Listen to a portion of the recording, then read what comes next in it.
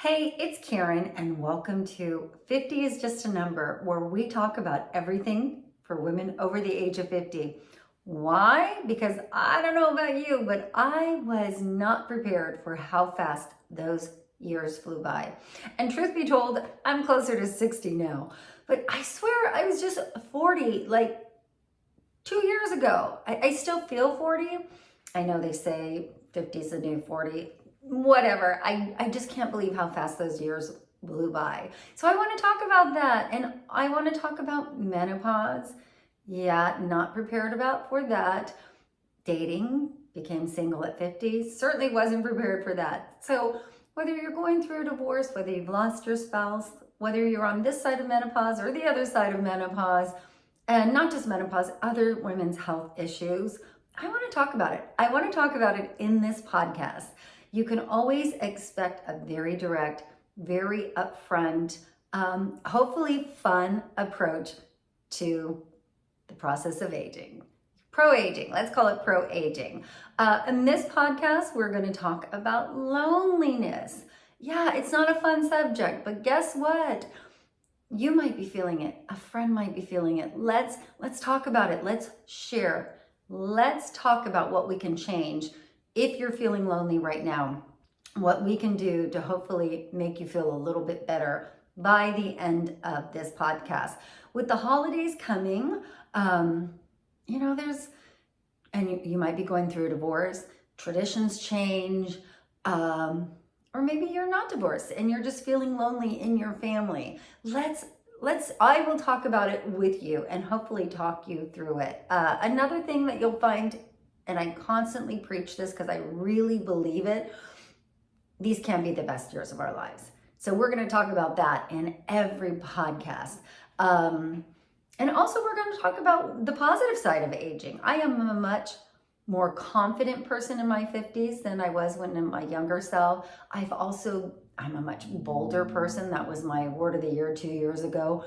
I live a much bolder life. I'm an extroverted introvert. So for me, being bold is a whole new concept, and I'm totally digging it.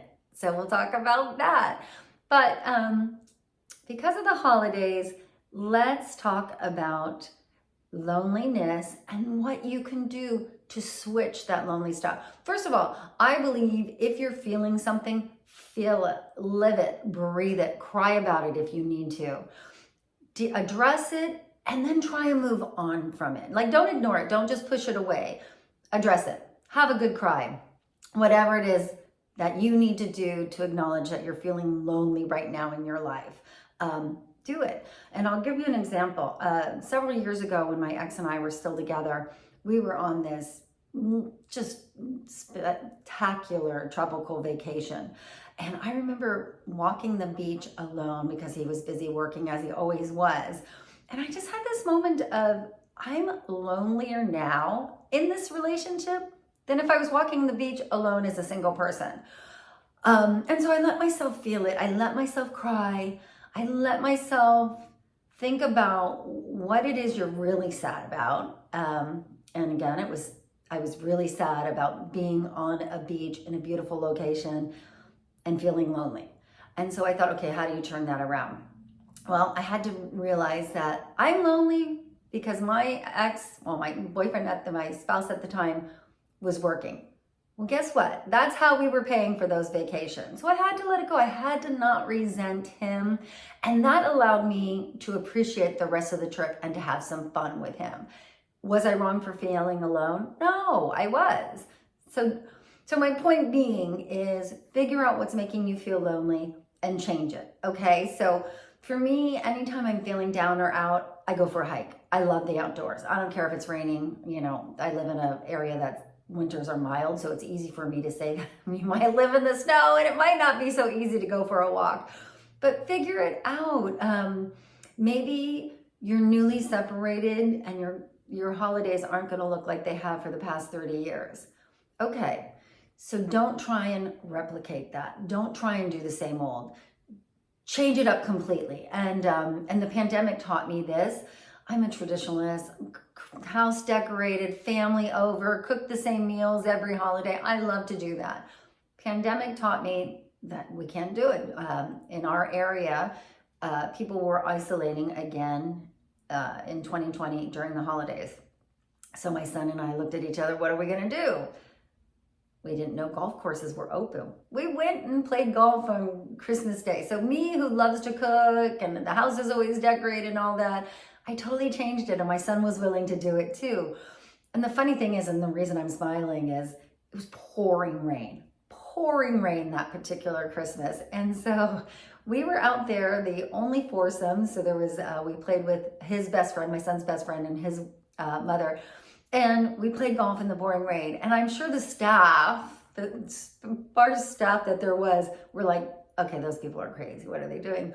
But we have a story. And guess what? It's become a new tradition. Now we play golf every Christmas because we had so much fun. And thank goodness the weather's been better each year after that. So maybe for you, it's, if you usually cook a pork tenderloin and you do potatoes and vegetables, and that's your normal Christmas dinner, but this year you're not spending it with the same family. Do something different. If you love to cook spaghetti and meatballs and garlic bread. I mean, totally do the opposite of what you do. Another thing is, Zoom is your friend. So maybe you have a single friend, or your child's living out of the area. Get on Zoom. Maybe do a happy hour social. Maybe cook a meal together. Like, have your Zoom up, their Zoom up. Think outside the box. You can still be social and not be together. Or go to a matinee. That's another thing. Watch a movie that'll take your mind off the holidays. What else can you do? Some restaurants are open. Maybe instead of cooking, go to a restaurant, dine out.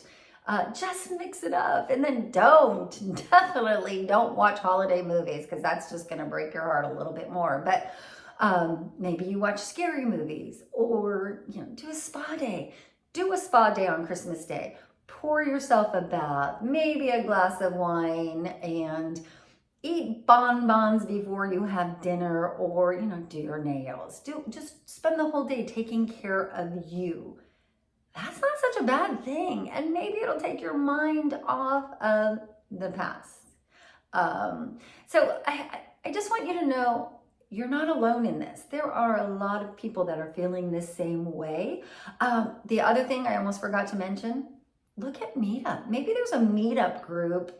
If you're not familiar, it's an online group. But I have my women's networking group. I post our meetings there. But I've joined hiking groups. They have sailing. They have wine tasting, they have food. I mean, it's across the board. They have singles group. It's across the board. They have just about every group you never thought of on MeetUp. Go to MeetUp, see if you find something there.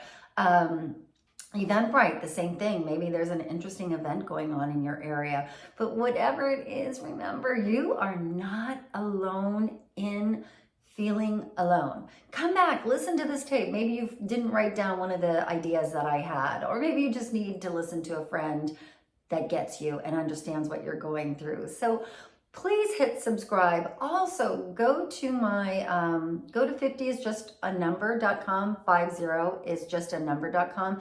I also have other blog posts on dating, on menopause, on feeling lonely during the holidays. And if you're not lonely, but you are listening to this because you want to understand a friend's loneliness, reach out. Gosh darn it. Reach out to somebody that you think might be alone during the holidays. Don't assume everybody has plans. All right. Bye for now. Hit subscribe and please tune in to future podcasts.